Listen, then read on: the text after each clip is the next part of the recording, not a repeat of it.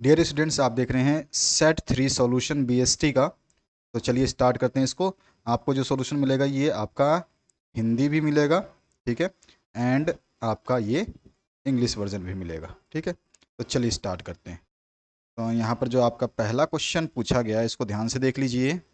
यहाँ पे आपका पहला क्वेश्चन जो है ये देखिए, अधिविकर्ष की सुविधा किस प्रकार के खातों में उपलब्ध होता है। तो अधिविकर्ष जो है, जिसको हम ओवरड्राफ्ट इंग्लिश में यहाँ पे लिखा हुआ ओवरड्राफ्ट फैसिलिटी, हमेशा जो है करंट अकाउंट पे होता है, ठीक है, ध्यान रखना है आपको। यानी कि चालू खाताओं पर जो है अधिविकर्ष की सुविधा मिलती है, ओवरड्राफ्ट की फैसिलिटी मिलती है। अभी हम देखेंगे जब इसको डिफ्रेंशिएट करेंगे अलग अलग, तब आपको और पता चलेगा। तो यहाँ पे लिखा हुआ है, ठीक है, चालू खाता। अब आ जाइए नेक्स्ट क्वेश्चन पे। यहाँ पे डीटीएच सेवाएं कोई कैसे प्राप्त कर सकता है। तो भाई आप एक सेटअप बॉक्स इंस्टॉल कर लो या कोई एंटीना लगवा लो, ठीक है, या फिर कोई डीटीएच सर्विस प्रोवाइडर है उससे भी आप जो है इसको ले सकते हैं। यानी कि सेटअप बॉक्स एंटीना स्थापित करके कोई भी डीटीएच सेवाएं जो है मुफ्त या किसी प्रदाता द्वारा, जो है प्रदाता मतलब जो देता है सर्विस, उससे प्राप्त कर सकता है। इसके बाद आ जाइए नेक्स्ट क्वेश्चन की तरफ। नेक्स्ट क्वेश्चन है, शीघ्र नाशवान वस्तु का भंडारण कहाँ किया जाता है। तो ऑब्वियस सी बात है, आप जानते हैं जो भी पेरिसेबल गुड्स होते हैं, जो हाईली पेरिसेबल हैं, पेरिसेबल मतलब जो जल्दी से ख़राब हो जाते हैं, तो इनको हम हमेशा एक कोल्ड वेयर हाउस में रखवाते हैं। यानी कि शीघ्र नाशवान होने वाले सामानों को ठंडे गोदामों में रखा जाता है। इसके बाद आ जाइए नेक्स्ट क्वेश्चन की तरफ। क्वेश्चन नंबर 4, एनक्रिप्शन से आप क्या समझते हैं। बहुत सारे आपने हॉलीवुड बॉलीवुड मूवीज़ देख रखी होंगी, तो उसमें एनक्रिप्शन जो है इसका मीन होता है कि आपका डाटा जो है उसको किसी एक ऐसे कोड में कन्वर्ट कर देते हैं ताकि कोई भी जो है दूसरा अनऑथराइज पर्सन, जिसको इस डाटा के बारे में पता नहीं है, तो वो उसको पढ़ नहीं सकता। तो यहाँ पे हिंदी में भी लिखा है, एनक्रिप्शंस का अर्थ होता है डेटा को एक कोड में बदल देना ताकि इसे अनधिकृत यानी कि अनऑथराइज्ड उपयोगकर्ता द्वारा नहीं पढ़ा जा सके। कई कई बार ये हाईली इनकप्टेड होते हैं, जो बहुत ज़्यादा सेंसिटिव होते हैं, मतलब कोई भी नहीं पढ़ पाएगा, और जो है ये पूरा का पूरा आपका डैमेज हो जाता है अगर एक्स्ट्रा पढ़ते हैं तो। इसके बाद आज ये पांचवा क्वेश्चन जो है यहाँ पर देखिए, आपको आर्गूमेंट देने हैं favour of social responsibility concept पे, यानी कि आपका जो सामाजिक उत्तरदायित्व है इसकी अवधारणा के पक्ष में कोई तर्क जो है आपको देना है। तो सोशल रिस्पॉन्सिबिलिटी क्या है, देखिए, business is a creation of society, यानी कि जो बिजनेस है ना, यानी व्यवसाय जो है समाज की ही रचना होती है, and it must be responsible to demands of the society, और इसे समाज की मांगों का जवाब देने होंगे या देना चाहिए, क्योंकि ये समाज के द्वारा ही इसकी रचना की जाती है। और सोशल, क्योंकि समाज के द्वारा कैसे कि सामाजिक लोग ही इसमें काम करते हैं ऑर्गेनाइजेशन में, इसलिए। और obligation must be fulfilled by the business as it is use society resources, और सामाजिक उत्तरदायित्वों या दायित्वों का को जो है व्यवसाय द्वारा पूरा किया जाना चाहिए, क्योंकि ये समाज के सभी संसाधनों, जिसमें मानव, मशीन और आपके पर्यावरण सभी का उपयोग करता है, इसलिए। ठीक है, तो इस तरह से आप लिख सकते हैं, बहुत ही सिंपल वर्ड में लिखा गया है। नेक्स्ट जो क्वेश्चन है आपका 6 नंबर को देखिए, यहाँ पे है स्थायी पूंजी का अर्थ आपको लिखना है, मीनिंग ऑफ फिक्स्ड कैपिटल।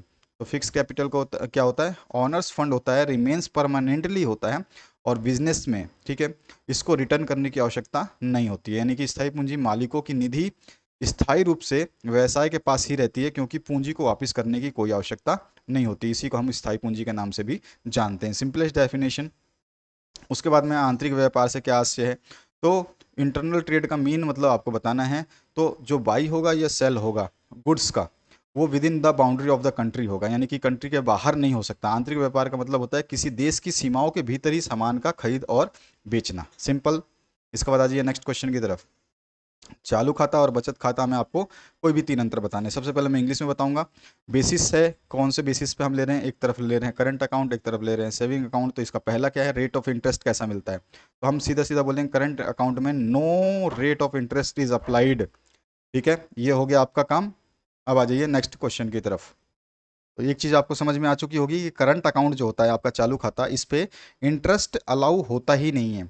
और जहाँ की सेविंग बैंक की अकाउंट बात करें हम, तो यहाँ पे रेट ऑफ इंटरेस्ट जो होता है वो अलाउड होता है, और छोटी मात्रा में, स्मॉल अमाउंट, ठीक है, स्मॉल रेट ऑफ अमाउंट लिखा है, छोटी मात्रा में जो है ब्याज मिलता है। ऐसा नहीं कि आपने सेविंग कर दिया आप लखपति या करोड़पति बन जाओगे, नहीं, बहुत छोटा सा रकम मिलता है। आपको ही पता है, अपने पेरेंट्स से भी बात कर सकते हैं कि आपका सेविंग अकाउंट है, क्योंकि हर परिवार में सेविंग अकाउंट ही खोला जाता है। करंट अकाउंट तो केवल ऑर्गेनाइजेशंस में खोले जाते हैं, व्यवसाय में खोले जाते हैं। अभी हम आगे देखेंगे। ओवरड्राफ्ट, ओवरड्राफ्ट फैसिलिटी जो है इसके अंदर अवेलेबल होती है। यही पहला क्वेश्चन पूछा गया था, किस तरह के खाते में ओवरड्राफ्ट की फैसिलिटी होती है, तो मैंने बताया था करंट खाता, समझ में आया, current account.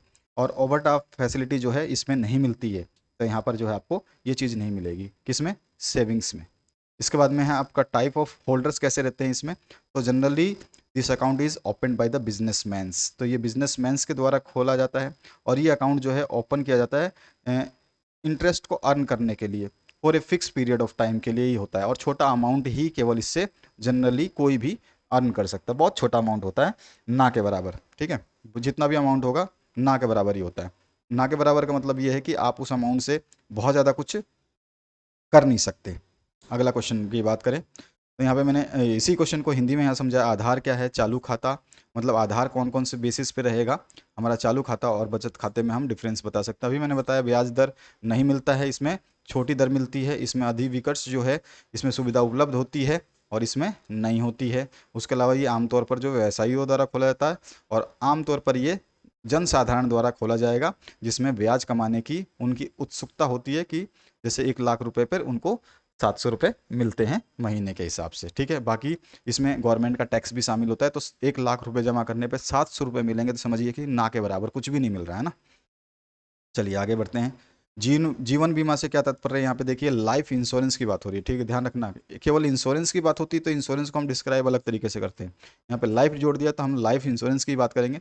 This is the most popular form of insurance, यानी कि ये जो है बीमा का लोकप्रिय जो है एक रूप है। Any person can insured himself either against death और loss of any his body parts, यानी कि हम लाइफ की बात कर रहे हैं, यानी कि या तो उसकी मृत्यु या उसके किसी शारीरिक अंग के क्षतिग्रस्त हो जाने पर जो हमें प्रीमियम मिलता है और जिसके लिए हम भुगतान करते हैं, जो हम बीमा लेते हैं, वो इसमें शामिल किया जाता है, ठीक है। और इसी के अंदर जो है सब कुछ दिया गया है, यानी अंडर लाइफ इंश्योरेंस क्या होता है, एवरी इंश्योर्ड पर्सन जो है वो पे करता है एक प्रीमियम, यानी कि एक छोटा सा रकम देता है कि मैंने अपना जो है भविष्य आपके पास सुरक्षित रखा है। मेरा एक्सीडेंट अगर हो जाता है उसमें लाखों रुपए लगेंगे, तो अब मैं आपको हर साल या हर महीने 2,000 रुपये दूंगा, केवल 2,000 रुपये दूंगा हर साल, पर ईयर, ठीक है, पर ईयर दूंगा 2,000 रुपये। लेकिन उसी ईयर में आपका एक्सीडेंट हो जाता है, सपोज करिए एक्सीडेंट हो गया और उसमें आपको लग गए 20 लाख रुपए, अभी आपने दिए कितने हैं, 2,000 रुपये, ठीक है। और आपको यहाँ पे लग गए आपके 20 लाख रुपए के आसपास, ठीक है। तो आपके इस 2,000 रुपये पैसे देने से ही 20 लाख रुपए का कवर जो है मिल जाएगा, आपका पूरा इलाज जो है हो जाएगा। तो यही इंश्योरेंस कहता है, यही चीज़ इसमें समझाई गई है। प्रीमियम जो है एक्यूमुलेट करता है इधर the expiry of the policy और इंश्योर्ड ऑफ द डेथ, ठीक है। ही और हिज नॉमिनी, नॉमिनी मतलब कि अगर आप सपोज करिए आपकी डेथ हो गई, एक्सीडेंट नहीं हुआ, अब आप क्या हो गए, डेथ हो गया, ठीक है। डेथ हो गया तो आपका परिवार कहाँ जाएगा, किसी के पास भीख तो मांगने नहीं जाएगा।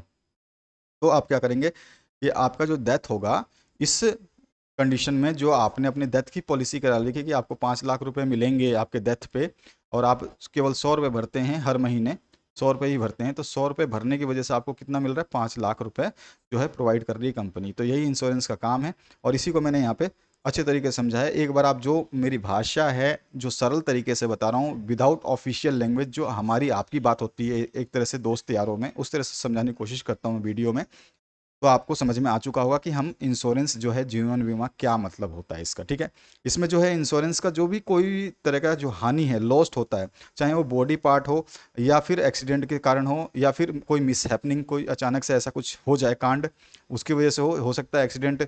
एक्सीडेंट तो देखो आप समझते होंगे एक्सीडेंट केवल रोड पे ही होते हैं, ऐसा नहीं, आप घर की छत से गिर गए, फिसल गए, पैर टूट गया, बहुत सारे एक्सीडेंट्स हैं। तो ये भी सारे जो है आपको जो भी अमाउंट उस प्री डिटरमाइंड पॉलिसी में मेंशन किया गया था, वो सारे के सारे उस पॉलिसी के द्वारा आप हासिल कर सकते हैं। इसी चीज़ को मैंने यहाँ पे हिंदी में समझाया है। अगर आप इसको हिंदी में समझेंगे, पढ़ेंगे एक बार, तो आपको बहुत मज़ा आने वाला, बहुत आसानी से समझ पाएंगे, ठीक है। मैंने इंग्लिश वालों को, क्योंकि बच्चों का कमेंट आ रहा है सर इंग्लिश में आप समझा नहीं रहे हो, बस इंग्लिश का आंसर दे रहे हो, तो मैंने चलो ठीक है आपको थोड़ा सा इंग्लिश में समझाने की कोशिश करते हैं। इसके बाद में फैक्स के कोई 3 लाभ आपको बताने हैं। तो देखिए फैक्स जो है ना, ये ईमेल का जस्ट विपरीत होता है। इसमें कोई भी बड़ी फाइल है ना, उसे अगर ईमेल के द्वारा भेजे जाएंगे तो वो बहुत ही ज़्यादा टाइम लगता है, कोई बड़ी फाइल। और इसमें जो है दस्तावेज़ों को अगर हम भेजते हैं तो सबसे आसान तरीके में, यानी इंस्टेंट रूप से जो है रिसिप्टेंट जो प्राप्त करता है उसके पास में मात्र सेकंडों में ये चीज़ पहुंच जाती है फैक्स के द्वारा, ठीक है। और फैक्स जो है इनएक्सपेंसिव मेथड है कम्युनिकेशन का, यानी बात करने का या अपने मैसेज पहुंचाने का बहुत ही सस्ता जो है ये एक तरीका है। यहाँ पे लिखा हुआ है, ध्यान रखेंगे आप। और उसके बाद में कंप्यूटर जो है, इसमें आपको टाइपिंग की ज़रूरत नहीं पड़ती फैक्स में, ठीक है।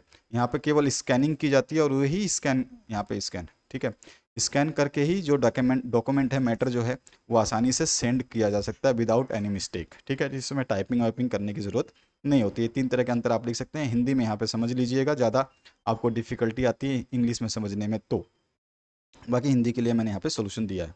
इसके बाद आज ये भंडारण के इन्हीं 3 कार्यों का वर्णन कर देना है। तो आप जानते ही हैं फंक्शंस ऑफ वेयर हाउसिंग क्या होता है। एक तो रिस्क बियरिंग करता है ये, ठीक है। दूसरा करता है प्राइस की स्टेबिलिटी, और तीसरा है इसमें ग्रेडिंग एंड पैकेजिंग। अब देखिए, सबसे पहले रिस्क बेयरिंग कैसे करता है। ये सेफ गार्ड्स का ये स्टॉक जो है मैन्युफैक्चर जो भी करता है उसको डैमेज से, यानी कि कोई भी तरह का नुकसान से बचाने की कोशिश, फायर आग लग जाने की कोशिश जो होती है और चोरी हो जाता है, उन सभी चीज़ों से बचाने में ये कारगर होता है। अगर बिल्डिंग में अगर कुछ ऐसा होता है इसमें, क्योंकि ये बिल्डिंग जो है, ये जो वेयर हाउस है स्पेशली रूप से कंस्ट्रक्टेड होते हैं, सारी सेफ्टीज़ को देखा जाता है ताकि गुड्स जो हैं वो हर तरह के रिस्क से बच पाएँ।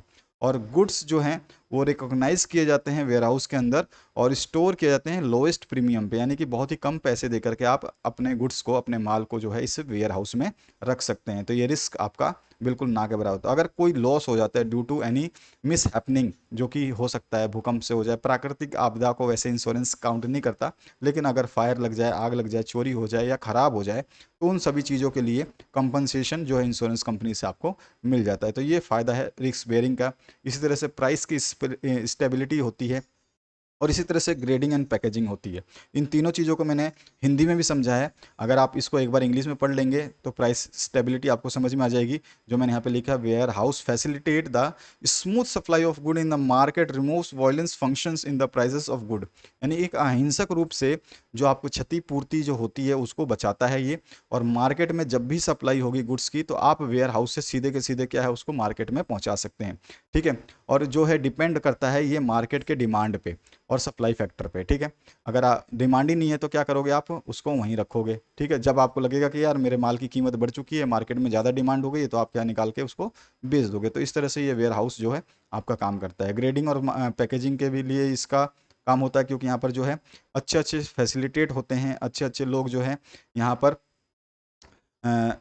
इंस्पेक्टेड किए जाते हैं, यानी आपका माल जो है हमेशा चेक किया जाता रहता है कि कहीं ख़राब तो नहीं होने वाला, कोई प्रॉब्लम तो नहीं होने वाली। अगर होता है तो आपको बता दिया जाता है जाके। हालांकि आप अपने घर में रखेंगे तो आप बार बार चेक नहीं कर सकते, आपको पता है मेरे घर में पड़ा हुआ है, ख़राब तो होगा नहीं। लेकिन जब वेयर हाउस में रखते हो तो आपको इस तरह की फैसिलिटीज़ मिलती हैं, ठीक है। और ग्रेडिंग भी होती है और पैकेजिंग भी बहुत बेहतरीन तरीके से होती है। तो ये सारी चीज़ें जो हैं हम इसमें शामिल कर सकते हैं। यहाँ पे जो मैंने लिखा है आप देख सकते हैं पूरा का पूरा, इसी को मैंने यहाँ पे हिंदी में समझाया है। पहला तो जोखिम वहन करता है, दूसरा है मूल्य की स्थिरता आपको प्रदान करता है ताकि आपको भविष्य में कोई दिक्कत ना हो, और तीसरा जो है ग्रेडिंग और पैकेजिंग भी इसमें शामिल की जाती है। इसके बाद में पर्यावरण प्रदूषण किसी व्यवसाय को किस प्रकार से प्रभावित करता है, तो ये भी बताना है आपको। तो जो सोशल रिस्पॉन्सिबिलिटी होती है एवरी बिजनेस का, जो चेक करना कि all type of pollutions and जो प्रिवेंटिव स्टेप्स है कि उस बिजनेस से जो हो आपका पॉल्यूशन ना फैले, सोशल रिस्पॉन्सिबिलिटी में इसको सामाजिक उत्तरदायित्व में शामिल किया जाता है। अगर इसके हम बात करें थोड़ा सा, तो एक बार अभी भोपाल कांड के बारे में आपने पढ़ा नहीं है, इसके बारे में एक स्पेशल वीडियो बनाऊंगा जिसमें आपको वहाँ की सारी अनसेफ्टी कैसे हुई थी, कैसे वो कांड हुआ था और कैसे लोग मरे थे रातों रात में, वो सारी चीज़ें मैं बता दूंगा। बहुत ही एक सर्वस जो बोल सकते हैं इंसिडेंट था, कोई सोच भी नहीं सकता कि किस तरह की गलतियां वहाँ पे हुई है। स्टेप बाय स्टेप बोलते हैं, कोई दुर्घटना या घटना कई आने वाले मतलब या बीते हुए क्षणों की जो है व्याख्या करता है। उन्हीं के द्वारा जो है कोई घटना होती है कि आप, जैसे कि आप घर से 10 बजे निकले, आपका एक्सीडेंट हो गया, हो सकता है आप 9 बजे निकले होते तो आपका एक्सीडेंट नहीं होता। आप समझिएगा, 10 बजे निकलते तो आपका एक्सीडेंट हो रहा है, लेकिन 9 बजे आप निकलते तो नहीं होता। हो सकता है 8 बजे आप निकलते तो नहीं होता, हो सकता है आप 7 बजे निकलते तो नहीं होता। तो यहाँ पे समस्या क्या आ रही है कि आप 10 बजे निकले थे। तो ये सारी चीज़ें जो है हम समझेंगे, तो उस वीडियो में आपको समझा दूंगा। तो यहाँ पर जो है इसने, जब ये भोपाल ट्रेजेडी हुआ था तो इसने एक न्यू क्लासिफिकेशन राइज किया कि इंडस्ट्री में कुछ सेफ्टी नॉर्म्स बनने चाहिए, और गवर्नमेंट ने जो है इसके लिए एक फ्रेम किया रूल अगेंस्ट द पोल्यूशन, ठीक है। और उन्होंने 1992 में इसको जो है कर दिया। उसके बाद में सेवरल टेनरीज जो होते हैं, टेनरीज जो होते हैं जो आपके पशु पक्षियों के खाल से जो बनाए जाते हैं, खाल को मतलब खाल वाले कारखाने जो होते हैं उनके द्वारा जो है आप जो भी मतलब कारखाने जो पशु पक्षियों के खाल संबंधी काम करते हैं, कारोबार करते हैं, उन्हीं को हम बोलते हैं इसको, ठीक है। और उसके बाद में ये आपका पोल्यूशन जो है ये जो टैनरीज थी, इनकी वजह से क्या होता था कि ये पशु पक्षियों को जब खाल निकालते हैं तो इनसे जो गंदगी निकलती है उसको डायरेक्ट क्या है गंगा रिवर में छोड़ देते थे, जिसकी वजह से बहुत ज़्यादा परेशानी हो जाती थी। इसके बाद में और इसीलिए इनको बंद किया गया। उसके बाद में 1993 में एक ऑर्डर और पास किया सुप्रीम कोर्ट ने।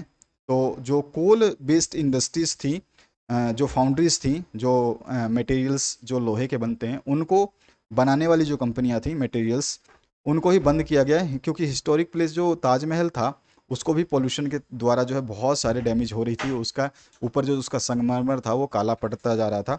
इसी तरह से 2002 में थाउजेंड्स ऑफ पोल्यूशन इंडस्ट्रीज जो है उनको बंद किया गया, और रेजिडेंशियल एरिया में होने की वजह से जो है उसको बंद किया गया, ठीक है।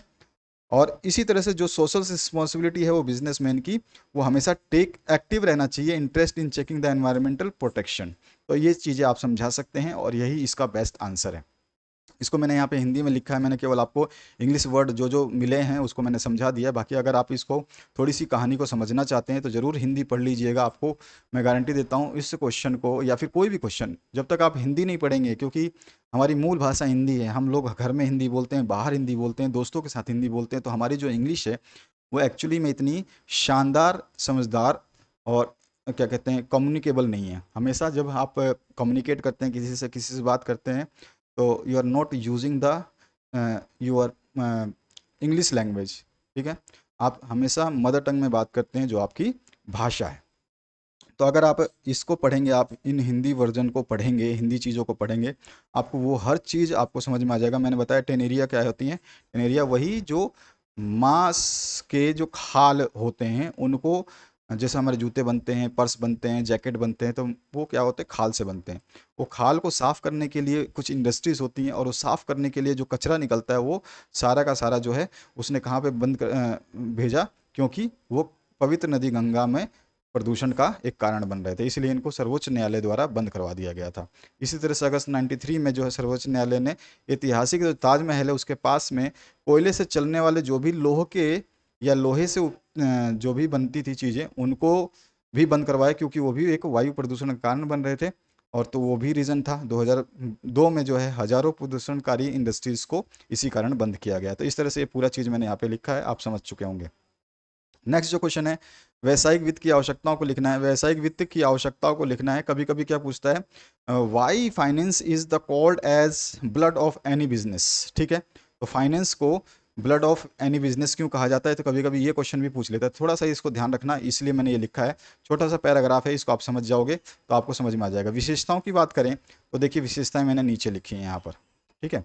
ये मैंने एक इस क्वेश्चन से ही रिलेटेड होता है। कभी कभी क्या पूछता है कि why the finance is called life blood of any business enterprise, तो उसका रीज़न क्या है, तो मैंने यहाँ पे लिखा है। देखिए कोई भी बिजनेस जो है वो विदाउट एडिक्वेट फाइनेंस यानी किसी भी वित्त की सहायता के बिना चल नहीं सकता है।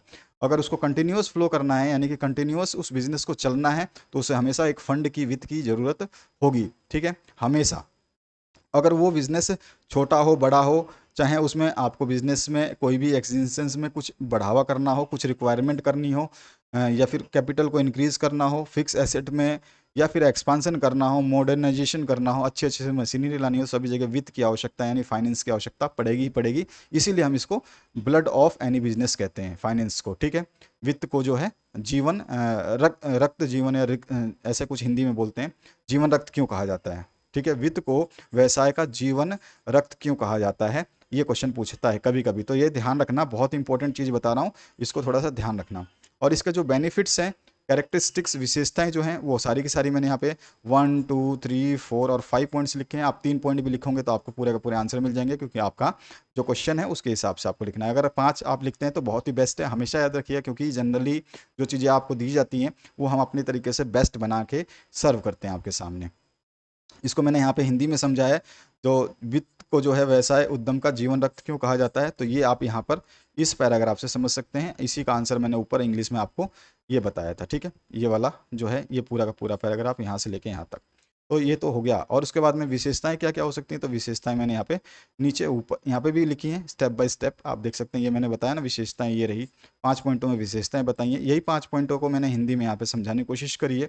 वित्त के बिना जो है व्यावसायिक गतिविधि संभव ही नहीं है। वित्त पोषण एक आवश्यक व्यावसायिक गतिविधि है, और सभी व्यावसायिक जो चाहे वो बड़े हों या छोटे, सभी को पैसे की आवश्यकता यानी वित्त की आवश्यकता पड़ती है। इसके अलावा क्या है, छोटे आकार के व्यवसायी जो है उद्यमों को क्या है, कम धन की आवश्यकता पड़ती है, जबकि बड़े आकार के व्यवसाय को बहुत ज़्यादा धन की आवश्यकता पड़ती है, अधिक धन की आवश्यकता, यानी कि किसी भी आधार पे व्यवसाय को चलाने के लिए पैसे तो चाहिए ही चाहिए, ठीक है।